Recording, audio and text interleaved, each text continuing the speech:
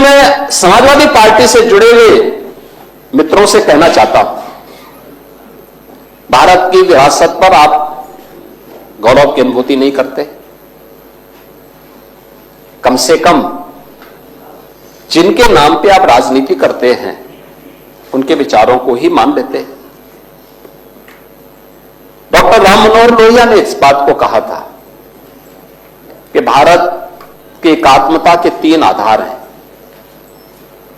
श्री राम, श्री कृष्ण और शिव शंकर, भगवान शिव। जब तक भारत की जनता इन 3 देव महापुरुषों के प्रति श्रद्धा का भाव रखेगी, तब तक भारत को भारत बने रहने से कोई रोक नहीं सकता। दुनिया की जनता तक भारत का बात बता सकता। डॉक्टर राम मनोहर लोहिया प्रखर समाजवादी थे। वे हमारी विचारधारा से जुड़े हुए नहीं थे, हां कांग्रेस के विरोधी थे, अपने मुद्दों पर लड़ते थे।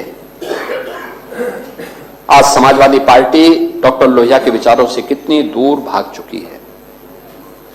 आज राम को, कृष्ण को, शिव की परंपरा को, भारत की विरासत को कोसना यह समाजवादी पार्टी का मानो जीवन का उद्देश्य हो गया।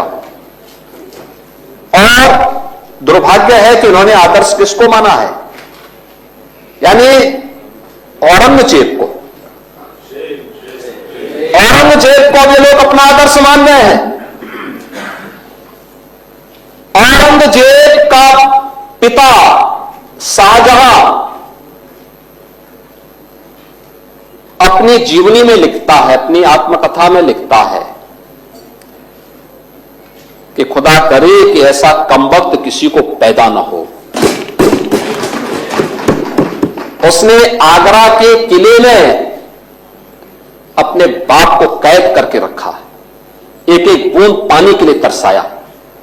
और अगर इनको औरंगजेब पर गौरव की अनुभूति होती है तो ये लोग कम से कम पटना की खुदा बख्त लाइब्रेरी में जाकर के एक बार शाहजहां की ही जीवनी को पढ़ लें, देख लें, उसकी पीड़ा को देखें। हां, जिनका आचरण औरंगजेब जैसा है वे लोग औरंगजेब पर गौरव की अनुभूति करें, लेकिन भारत को कम से कम इस पर न करें। और समाजवादी पार्टी को इसका जवाब देना चाहिए। भारत की आस्था पर प्रहार करने वाला दुर्दांत, धर्मांत, क्रूर शासक, उसको समाजवादी पार्टी आदर्श मानती है। जो भारत को रौंदने के लिए आया था, जजिया कर लगा रहा था, भारत का इस्लामीकरण कर रहा था, कोई सभ्य मुसलमान भी अपने पुत्र का नाम औरंगजेब नहीं रखता, क्योंकि इसे मालूम है यथा नाम तथा काम। अगर ऐसा नाम रखेंगे तो फिर एक एक बूंद पानी के लिए तरसना पड़ेगा।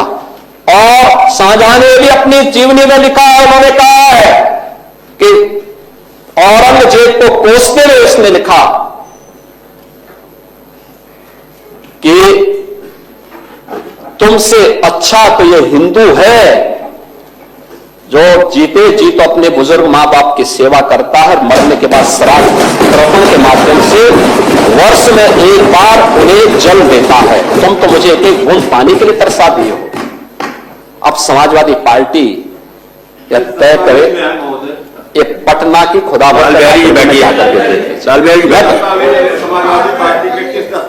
ये समाजवादी पार्टी का नेता,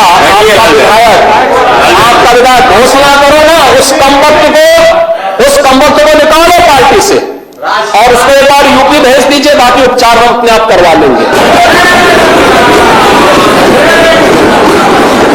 जो व्यक्ति छत्रपति शिवाजी महाराज की परंपरा पर गौरव की अनुभूति करने की बजाय लज्जा महसूस कर रहा हो और औरंगजेब को अपना नायक मान रहा हो, क्या उसको भारत के अंदर रहने का अधिकार होना चाहिए क्या? और समाजवादी पार्टी को इसका जवाब देना चाहिए। एक तरफ आप कुंभ को कोसते रहे और दूसरी तरफ औरंगजेब जैसे दुष्ट और क्रूर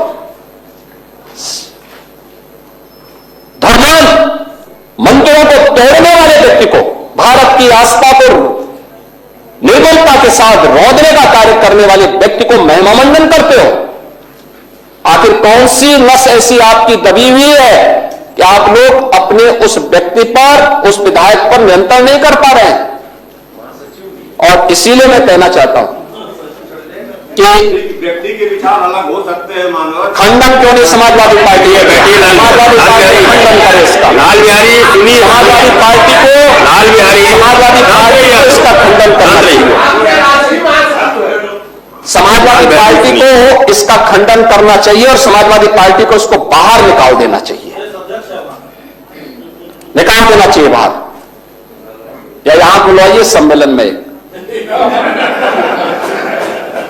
उत्तर प्रदेश तो ऐसे लोगों का उपचार करने में बहुत देरी नहीं करता है।